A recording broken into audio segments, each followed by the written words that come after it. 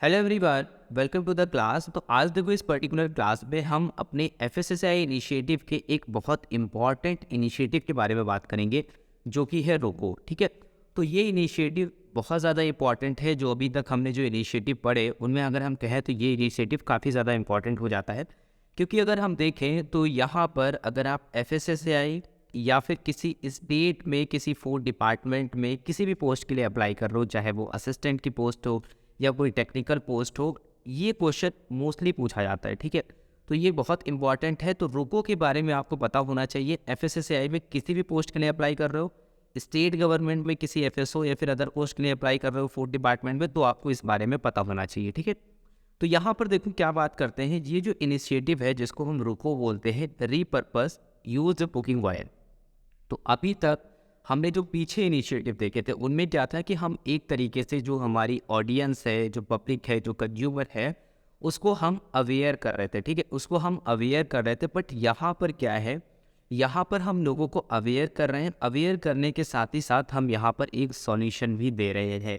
ये बहुत इंपॉर्टेंट है। यहाँ पर दो चीज़ें हैं। एक सबसे पहली बात तो यहाँ पर ये है कि हम अवेयरनेस प्रोवाइड कर रहे हैं लोगों को इसके प्रति। यहाँ पर जो हम बात कर रहे हैं यूज कुकिंग ऑयल को लेकर के, उसके साथ ही साथ हम इसको एक तरीके से इसका सॉल्यूशन भी बहुत अच्छा दे रहे हैं कि जिससे लोगों में एक जागरूकता पैदा हो और कम से कम हम इस तरीके के जो फूड होते हैं, जो भी रीयूज्ड ऑयल से बनते हैं, उनको कम से कम कंज्यूम करें और एक प्रॉपर एक साइकिल मेंटेन हो सके, जिससे जब एक पूरा इकोसिस्टम बच जाएगा तो ये जो प्रॉब्लम है रीयूज्ड कुकिंग ऑयल की, ये कहीं ना कहीं ख़त्म हो जाएगी। ठीक है, तो इसको सॉल्व करने के लिए हमारी गवर्नमेंट ने बहुत इंपॉर्टेंट इनिशिएटिव लॉन्च किया जिसको हम रूको के नाम से जानते हैं। तो रूको एक इनिशिएटिव है, एक स्कीम है, इसको कुछ भी हम समझ सकते हैं। तो इसके बारे में डिटेल में हम इस पर्टिकुलर क्लास में बात करेंगे। ठीक है, रूको का मतलब रीयूज्ड कुकिंग ऑयल की यहाँ पर जो हम बात करते हैं, तो यहाँ पर देखो जो है कि यूज्ड कुकिंग ऑयल को हम बायोडीजल में कन्वर्ट करने की बात कर रहे हैं। ठीक है, तो ये हमारा मोर यहाँ पर मोटिव है कि हम किस तरीके से, मेन जो हमें काम करना है वो ये करना है कि जो भी यूज्ड कुकिंग ऑयल है उसको किस तरीके से हम कलेक्ट करें, कलेक्ट करने के बाद में कैसे उसे हमें कन्वर्ट करना है बायोडीजल में। तो सबसे पहली स्टेज यहाँ पर देखो जो होती है वो ये होती है कि यूज्ड कुकिंग ऑयल होता है। ठीक है, अब यूज्ड कुकिंग ऑयल जो होता है उसकी स्टोरेज करी जाती है। कोई भी फूड बिजनेस ऑपरेटर है, जो भी रेस्टोरेंट है, वो क्या करता है, इसको स्टोर करता है। स्टोर करने के बाद में इसका प्रॉपर कलेक्शन होता है। कलेक्शन करने के बाद में इसको फैक्ट्री में भेज दिया जाता है। फैक्ट्री में भेजने के बाद में इस पर पूरा प्रोसेस होता है। प्रोसेस करने के बाद में इसको बायोडीजल में कन्वर्ट किया जाता है। ठीक है, तो यहाँ पर जो टोटल स्टेज होती है वो आप देख सकते हो कि टोटल 4 to 5 स्टेज का ये जो पूरा प्रोसेस होता है। तो यहाँ पर जो फैक्ट्री होती है वो अपने आप में काफ़ी ज़्यादा एफिशिएंट होती है। स्पेशली अगर हम यहाँ पर बात करें तो कुछ पेट्रोलियम इंडस्ट्री है, कुछ गैस एजेंसीज वगैरह हैं जो इस पर्टिकुलर काम में ये इन्वॉल्व होती हैं और पूरा इकोसिस्टम जो है इस तरीके से काम करता है। तो यहाँ पर सारी चीज़ों को हम समझेंगे डिटेल में।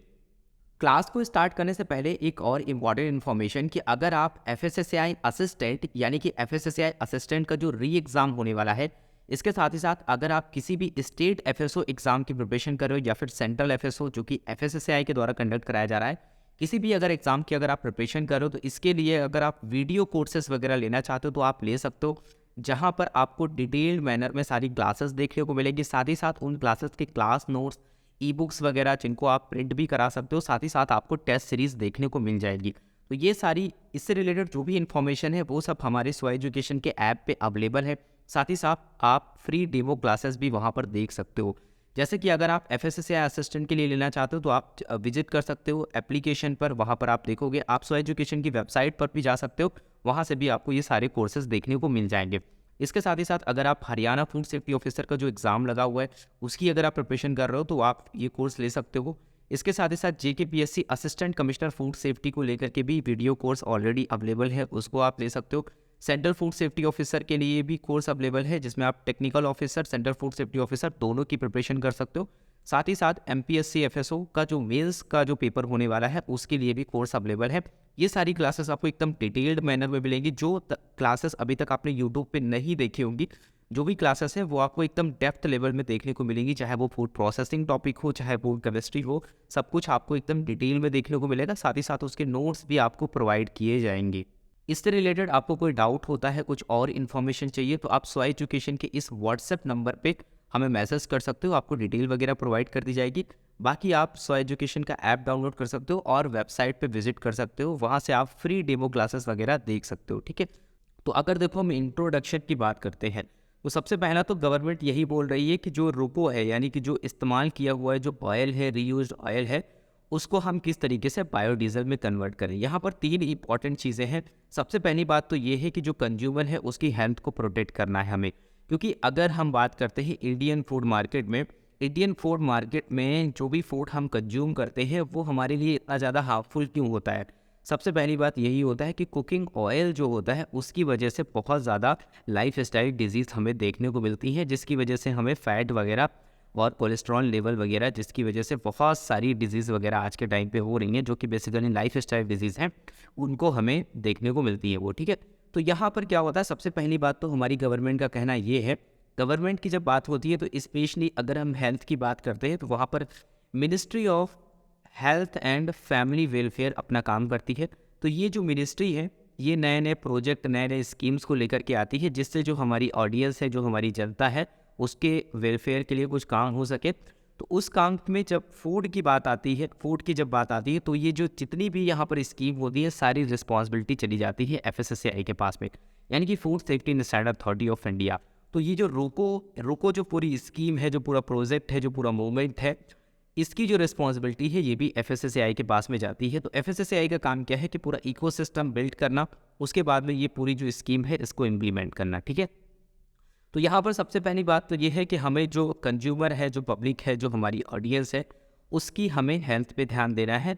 उसकी हेल्थ पे ये ध्यान देना है कि जो भी फूड है उसकी वजह से उसको कोई भी हेल्थ डिजीज़ वगैरह ना हो, या फिर जो फूड पॉइजनिंग वगैरह जो हमें देखने को मिलती है उसको कम किया जा सके, ऑल ओवर उसकी हेल्थ को प्रोटेक्ट किया जा सके। दूसरी बात यहाँ पर ये हो रही है कि कैसे जो रीयूज्ड ऑयल है उसका हम यूज़ करके, क्योंकि वो तो वेस्ट हो गया, अगर हम उसको नहीं यूज़ करेंगे तो अगर इतना ज़्यादा ऑयल हम डिस्कार्ड कर देंगे तब तो बहुत ज़्यादा ऑयल हो जाएगा। अगर हम उस ऑयल को कहीं ना कहीं डिस्कार्ड करेंगे तो आप देखते हो कि जो भी पाइपलाइंस वगैरह होती हैं वो चोक हो जाती हैं, बहुत सारी दिक्कतें होती हैं, ठीक है। तो क्या होता है कि उसको हम बायोडीज़ल में कन्वर्ट करें अगर, तो उससे हम व्हीकल्स को चलाने में काम ले सकते हैं, ठीक है। मोटर्स वगैरह को रन करने में उसका यूज़ कर सकते हैं एज अ फ्यूल। दूसरी बात यहाँ पर यह है कि कहीं ना कहीं हम बड़े लेवल पे पर्यावरण यानी इन्वायरमेंट को भी प्रोटेक्ट कर सकते हैं, ठीक है। तो यहाँ पर ये 3 मेन सेगमेंट है जिनको लेकर के हमारी गवर्नमेंट जो है वो काम कर रही है और रुको स्कीम को लेकर के आई है, ठीक है।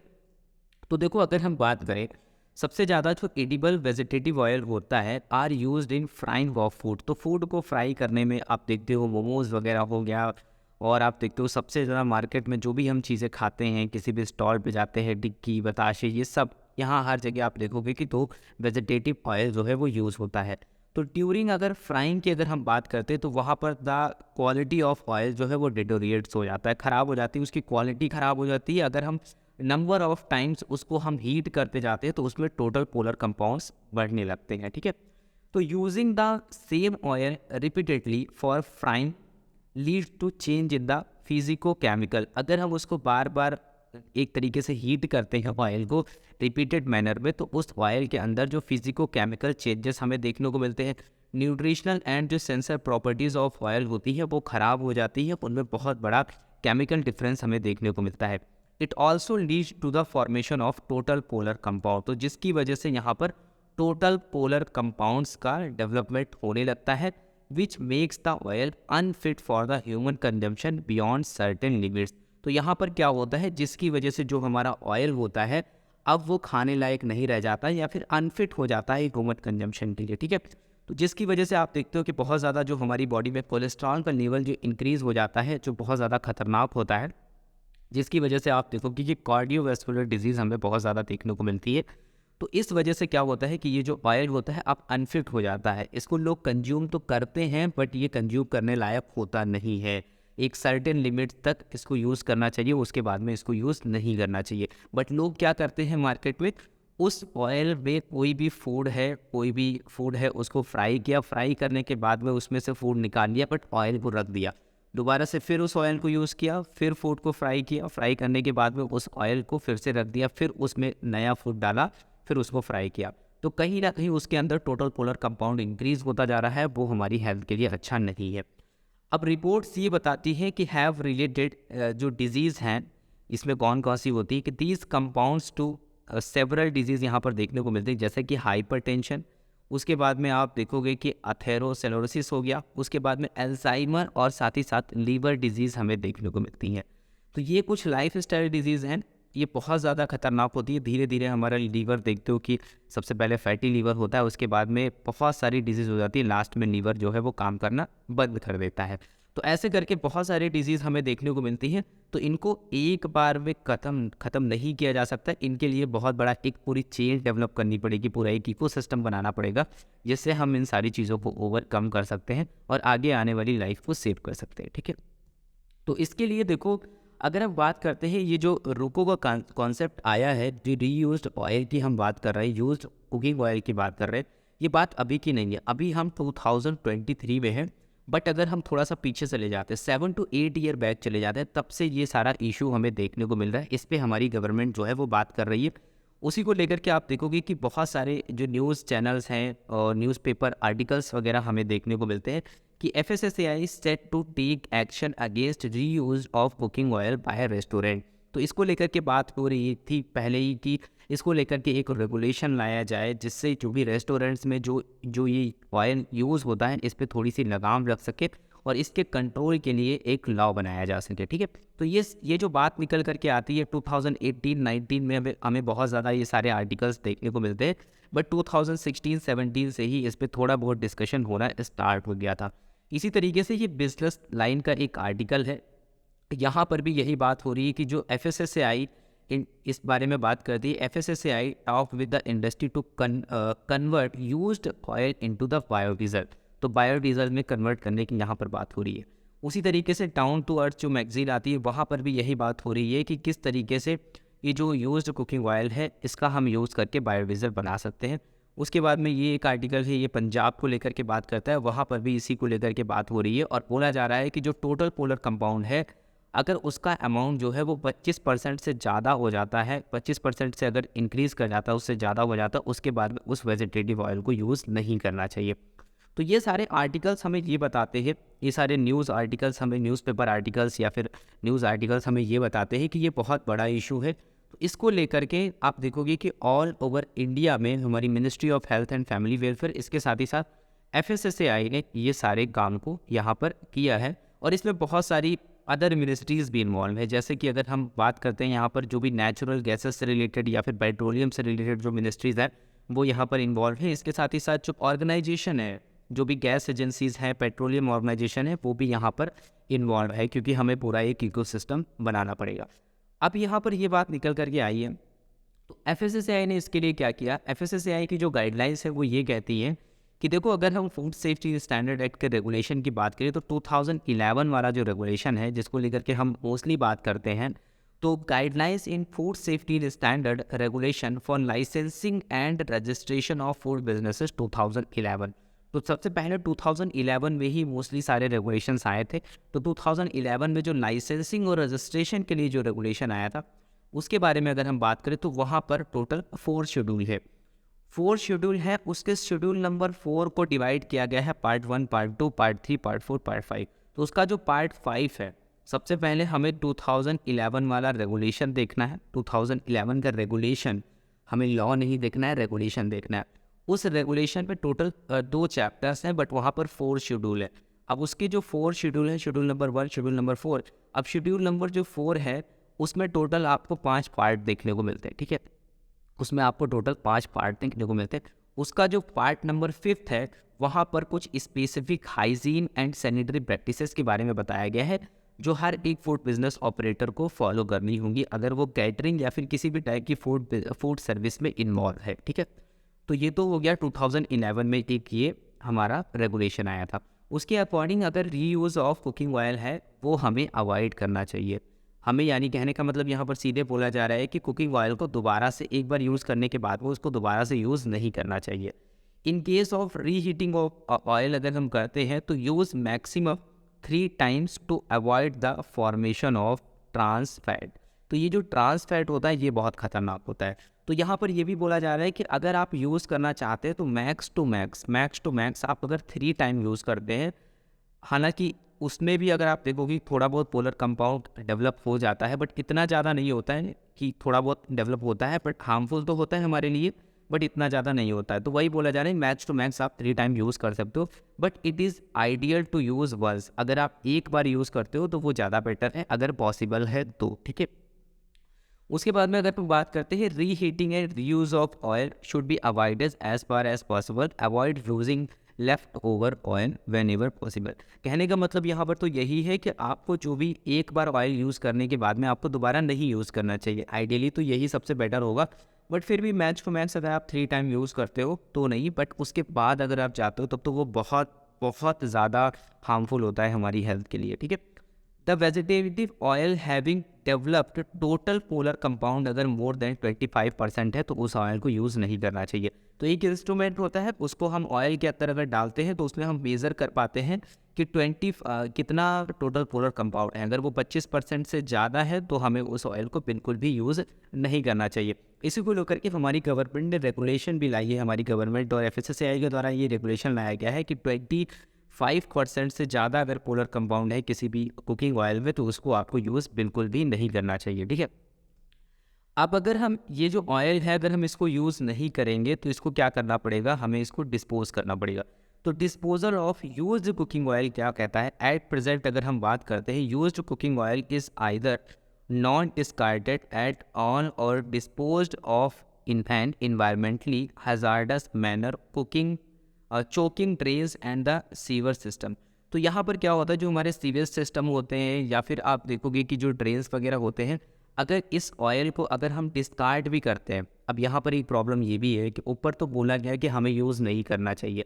अगर हम उसको यूज़ नहीं करेंगे तो हम उसे डिस्कार्ड करेंगे। अगर हम उसे डिस्कार्ड करेंगे तो वो हमारे इन्वायरमेंट के लिए बहुत ज़्यादा खतरनाक होगा। कैसे होगा कि जो भी ड्रेन्स वगैरह होते हैं वो चोक हो जाते हैं, ठीक है। उसके बाद में जो सीवरेज सिस्टम होता है वो भी पूरी तरीके से चोक हो जाता है, बंद हो जाता है, जिसकी वजह से उसमें फ्लो वगैरह रुक जाता है। तो ये भी एक बहुत खतरनाक हो सकता है। Also use cooking oil from organise food business operator reportedly find its way to small restaurant, dhabas and road side vendor which may lead to adverse side effect। तो क्या होता है कि अगर हम उसको डिस्कार्ड करते हैं, थोड़ा बहुत इधर उधर डालते हैं या फिर उसको प्रॉपर तरीके से अगर मैनेज नहीं करते हैं तो क्या होगा, उसकी वजह से हमें एडवर्स हेल्थ इफेक्ट्स देखने को मिलेंगे। तो इन सारी चीज़ों का एक सॉल्यूशन निकल करके आया रुको, ठीक है। रुको क्या है, रुको एक स्कीम है, इन सारी चीज़ों का एक सॉल्यूशन है कि हम जो भी ऑयल है उसको डिस्कार्ड ना करके उसको प्रॉपर स्टोर करेंगे, स्टोर करने के बाद में उसका कलेक्शन करके उसको हम बायोडीजल में कन्वर्ट कर पाएंगे, ठीक है। तो अब यहाँ पर रुको जो स्कीम है, ये स्कीम क्या कहती है, ठीक है। तो यहाँ पर देखो अगर हम बात करते हैं कि जैसे कि during frying several properties of oil are altered, तो यहाँ पर जो भी ऑयल की प्रॉपर्टीज़ है वो अल्टर हो जाती है, टोटल पोलर कंपाउंड उसमें डेवलप हो जाता है अगर हम बार बार उसको हीट करते हैं, are formed on repeated frying. The toxicity of these compound is associated with several disease such as hypertension. उसके बाद में आप देखोगे कि यहाँ पर अथेरोसेलोसिस, उसके साथ ही साथ अल्जाइमर और लीवर डिजीज़, ये कुछ हमें डिजीज़ जो है वो देखने को मिलती है, ठीक है। तो यहाँ पर ये सॉल्यूशन क्या निकाला गया है इसका कि हम देखें, therefore it is essential to monitor the quality of vegetative oil during the frying. अब हमारी गवर्नमेंट ने ये बोला कि ये जो ऑयल है जो यूज़ किया जा रहा है इसकी एक तरीके से मॉनिटरिंग होनी चाहिए, ठीक है। यहाँ पर मॉनिटरिंग करना बहुत ज़रूरी है, जो भी वेजिटेटिव ऑयल हो रहा है यूज़ उसके ऊपर निगरानी रखना या फिर उसको मॉनिटर करना कि किस तरीके से कौन सा ऑयल यहाँ पर यूज़ हो रहा है। In order to safeguard consumer health, FSSAI ने ये फिक्स कर दिया has a limit for total polar compound जो होना चाहिए वो 25% से ज़्यादा नहीं होना चाहिए, अन्यथा उसको आप यूज़ नहीं कर सकते हो। उसके बाद में फ्रॉम 1 जुलाई क्या होता है 2018 onward, all food business operator FBO are required to monitor the quality of oil during frying by complying with the said regulation. अब FSSAI ने एक रेगुलेशन निकाला 2018 में, यहाँ पर ये गाइडलाइंस निकाली गई कि सभी फूड बिजनेस ऑपरेटर को एक तरीके से हिसाब देना होगा कि आप जो भी कुकिंग ऑयल यूज़ कर रहे हो कितना आपके पास में बचा हुआ है, कितना आप यूज़ कर रहे हो, कितना आप रीयूज्ड ऑयल यूज़ कर रहे हो, कितना उसमें टोटल पोलर कंपाउंड है, कितना अगर वो 25% से ज़्यादा है तो कितना ऑयल है जिसमें 25% से ज़्यादा है, वो सब आपको रिपोर्ट करना होगा। एक तरीके से यहाँ पर ये रेगुलेशन लाया गया हमारी गवर्नमेंट के द्वारा यानी FSSAI के द्वारा, ठीक है। उसके बाद में इसके सॉल्यूशन में एफएसएसएआई और यहाँ पर जो हमारी गवर्नमेंट ने उसने यहाँ पर एक ट्रिपल ई स्ट्रैटेजी बनाई। अब ये ट्रिपल ई स्ट्रैटेजी क्या है, इसको अगर हम देखें तो एजुकेशन, इन्फोर्समेंट एंड इकोसिस्टम की बात करता है। तो फूड बिजनेस ऑपरेटर जो हैं often use the same cooking oil for repeated frying, also use cooking oil from the food business operator reportedly find its way to small restaurants, dhabas and road side vendors. तो यहाँ पर government ने हमारी क्या किया, hence in order to safeguard the public health, तो public की health को सुरक्षित रखने के लिए एफएसएसएआई ने इम्प्लीमेंट किया ट्रिपल ई स्ट्रैटेजी, जिसमें education, enforcement, ecosystem is divert used cooking oil from the food value chain and current illegal practices. तो क्या किया गया, इस पूरा एक सिस्टम बनाया गया। इसमें सबसे पहले एजुकेशन की जो बात हुई ट्रिपल ई स्ट्रैटेजी में, यानी कि लोगों को एक तरीके से गाइडेंस देना, गाइडेंस नोट्स प्रोवाइड करना, पोस्टर्स वगैरह लगाना, एसओपी जो स्टैंडर्ड ऑपरेटिंग प्रोसीजर होता है उसको लोगों को बताना, कैसे हैंडलिंग होती है, कैसे हैंडलिंग करी जाती है। इसके साथ ही साथ टिप्स फॉर कंज्यूमर्स, तो कंज्यूमर्स को एक तरीके से टिप्स प्रोवाइड करना। Disposal of use cooking oil, यानी किस तरीके से आपको स्टोर करना है, किस तरीके से उसको आगे के लिए भेजना है, ठीक है। उसके बाद में इन्फोर्समेंट की बात करें तो इन्फोर्समेंट में हमारा रेगुलेशन आ जाता है। तो notified regulation that limit TPC, यानी कि टोटल पोलर कंपाउंड जो है वो 25% से ज़्यादा नहीं होना चाहिए, और ये ऑर्डर जो है वो सभी को मेंटेन करना होगा, ठीक है। उसके बाद में इकोसिस्टम की अगर बात करें तो यहाँ पर स्कीम को लेकर के आए थे, जिसको बोला गया repurpose used cooking oil ecosystem to collect and convert used cooking oil to the biodiesel by authorized aggregators, ठीक है। अब यहाँ पर इसके लिए इसको एक तरीके से ट्रैक करने के लिए वेबसाइट्स वगैरह बनाई गई, साथ ही साथ यहाँ पर ऐप भी आपको देखने को मिलेगा, जिससे आप इन सारी चीज़ों को ट्रेस कर सकते हो, पूरे इको सिस्टम को, जो भी पूरा इको सिस्टम है, कलेक्शन से लगाकर स्टोरेज, कलेक्शन, उसके बाद में बायोडीजल बनने तक का जो पूरा प्रोसेस होता है उसको आप यहाँ तक ट्रेस कर सकते हो, ठीक है। तो ये अभी आपको समझ में आएगी कि रोको स्कीम जो है वो किस तरीके से काम करती है। अब यहाँ पर देखो, अगर हम बात करें, ये जो पूरा प्रोजेक्ट है RUCO is a project that plans to convert vegetative oil, animal fat और रेस्टोरेंट जो ग्रीस होता है that has already been used in cooking into biodiesel. तो यहाँ पर यही बात हो रही है कि ये जो प्रोजेक्ट है ये इसी को लेकर के काम करता है कि यानी कि जो वेजिटेटिव ऑयल है या फिर एनिमल फैट्स है या फिर रेस्टोरेंट में जो ग्रीस वगैरह, यानी कि जो ऑयल और एनिमल जो फैट होता है उसी को हम ग्रीस बोलते हैं एक तरीके से, तो वो जो होता है उसको एक तरीके से यहाँ डिस्कार्ड ना करके उसको पूरा इकोसिस्टम बना करके उसको कलेक्ट करना है, कलेक्ट करने के बाद में उसको बायोडीजल में कन्वर्ट करने के लिए भेजना है, ठीक है। तो ये पूरा एक प्रोसेस होता है। तो इसको लेकर के आप देखोगे कि recycling is increasingly being carried out to proceed vegetable oil based fuel in countries जैसे कि यूके और यूएस इन पे काम कर रहा है। तो इंडिया भी इसमें एक तरीके से एक्टिव हो चुका है अभी, ठीक है। अब देखो बात करें तो FSSAI has release the detailed guidance notes on the handling and disposal of cooking oil. तो इसको लेकर के एफएसएसएआई ने क्या किया है, एक डिटेल्ड आप देखोगे कि गाइडेंस वगैरह इशू किया है, बट हमें उतना डिटेल उसको पढ़ने की ज़रूरत नहीं है।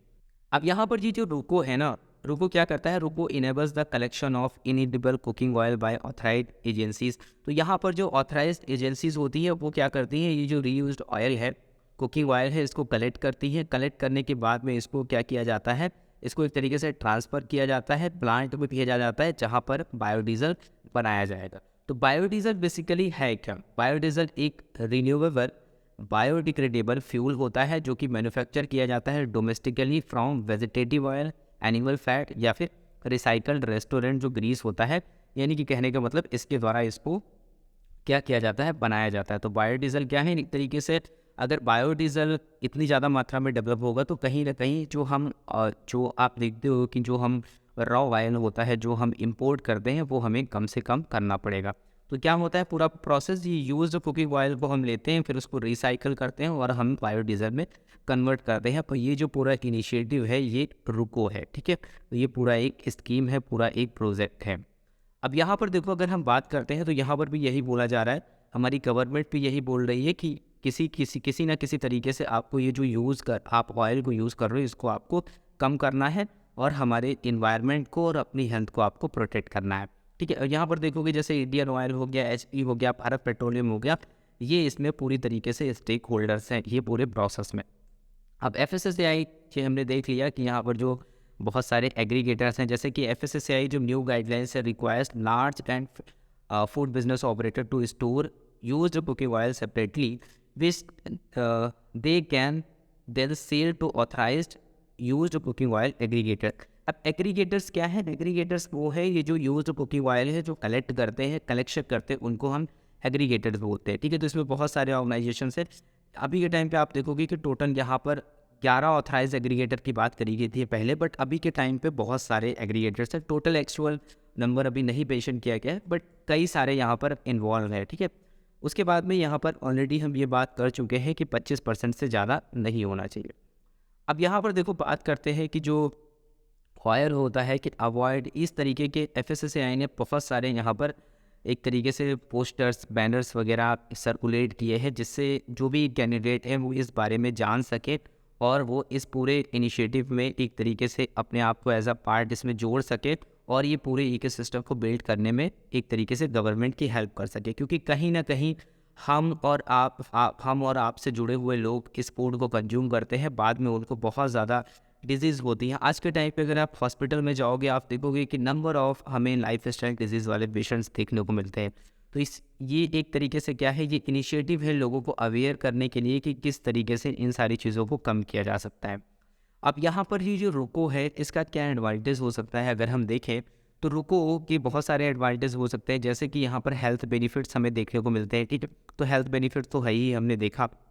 उसके बाद में इकोनॉमिक ग्रोथ भी हमें देखने को मिलती है, क्योंकि पूरा इकोसिस्टम डेवलप होगा, बहुत सारे लोग इन्वॉल्व रहेंगे, पूरा एक बायोडीज़ल को अगर हम बनाएंगे फिर उस वजह से हमारी इकोनॉमिक ग्रोथ भी देखने को मिलेगी।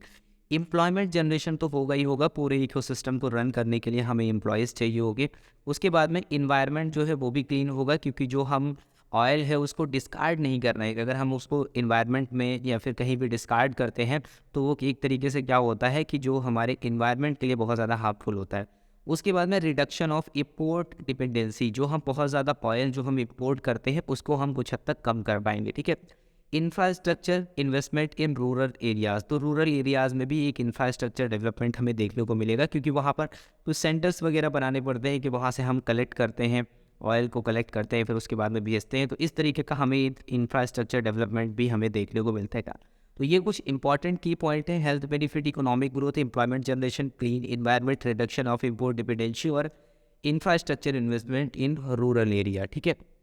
अब देखो इम्पैक्ट ऑफ अगर रुको की बात करें तो क्या होगा, जैसे कि यहाँ पर मैंने आपको बताया था कुकिंग ऑयल है उसको हमने स्टोर किया, स्टोर करने के बाद में उसका कलेक्शन हुआ, फिर फैक्ट्री में भेजा, फाइनली हमने बायोडीजल में कन्वर्ट कर दिया।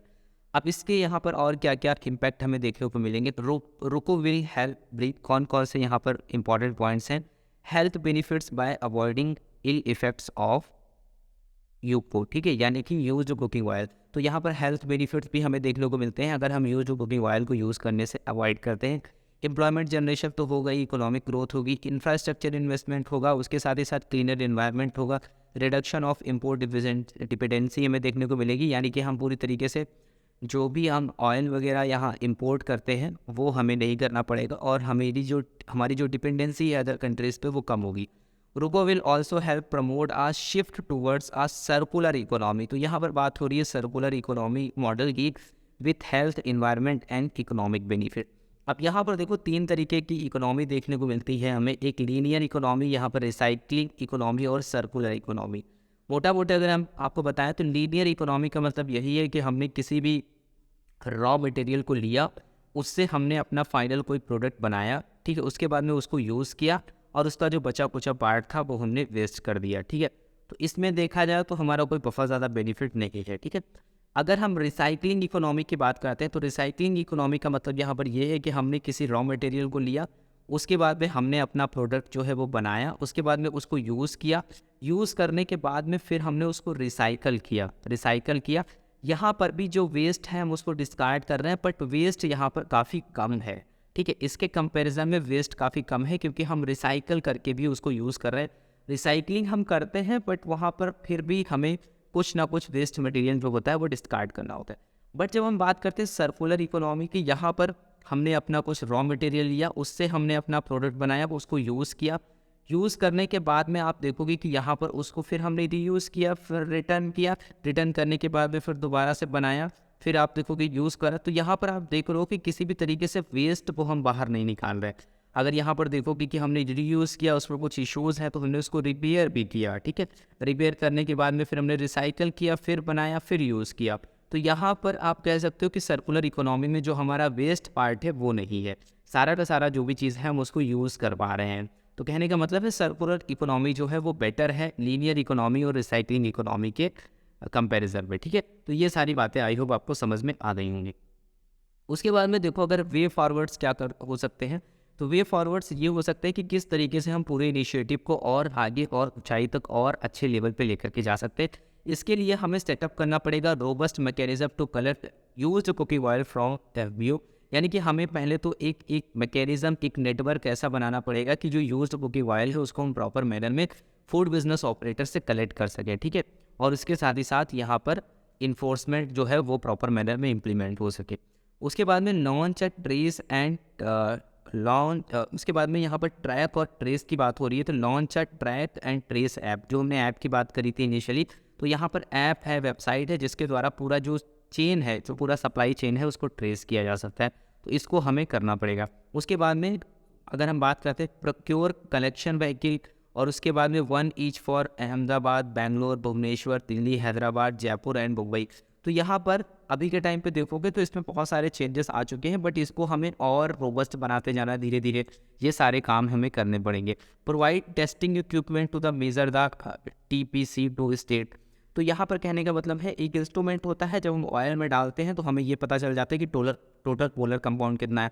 तो ये सारा इक्विपमेंट हमें डेवलप करना पड़ेगा और प्रोवाइड करना पड़ेगा उन लोगों को जो फूड बिजनेस ऑपरेटर्स है कि हाँ भाई आप इसको चेक करो। उसके बाद में joint nationwide campaign to create awareness about the RUCO, यानी कि जो हमारा इनिशिएटिव है रीपर्पस यूज कुकिंग ऑयल, इसको किस तरीके से लोगों तक पहुंचा सकते हैं, इसको कैसे अवेयर कर सकते हैं, इसको लेकर के अवेयरनेस कैसे क्रिएट कर सकते हैं। तो इसके लिए हम देखोगे कि जैसे MOPNG जो मिनिस्ट्री ऑफ, अगर बात करते हैं पेट्रोलियम और नेचुरल गैसेस है, उसी के तरीके से आप देखोगे पेट्रोलियम रिसर्च एसोसिएशन है, उसी तरीके से OMC है, BDI है, गेल है। इस तरीके से ये जो हमारे जो ऑर्गेनाइजेशंस हैं, जो गैस अथॉरिटीज़ वगैरह हैं, नेचुरल गैस ऑर्गेनाइजेशन से, वो किस तरीके से यहाँ पर उनको आना पड़ेगा, उनको मिल के यहाँ पर काम करना पड़ेगा। तो आज के टाइम पे आप देखोगे कि भारत पेट्रोलियम हो गया, गेल हो गया, और उसके बाद में मिनिस्ट्री ऑफ अगर पेट्रोलियम और नेचुरल गैसेस है, वो सब मिल करके यहाँ पर काम कर रहे हैं, क्योंकि ये पूरा प्रोजेक्ट जो है वो काफ़ी बड़ा है। इसमें पूरा इकोसिस्टम हमें बनाना पड़ेगा, फिर उसको ट्रेस करना पड़ेगा, फिर जा कर के सारी चीज़ें यहाँ पर हो पाएंगी, ठीक है।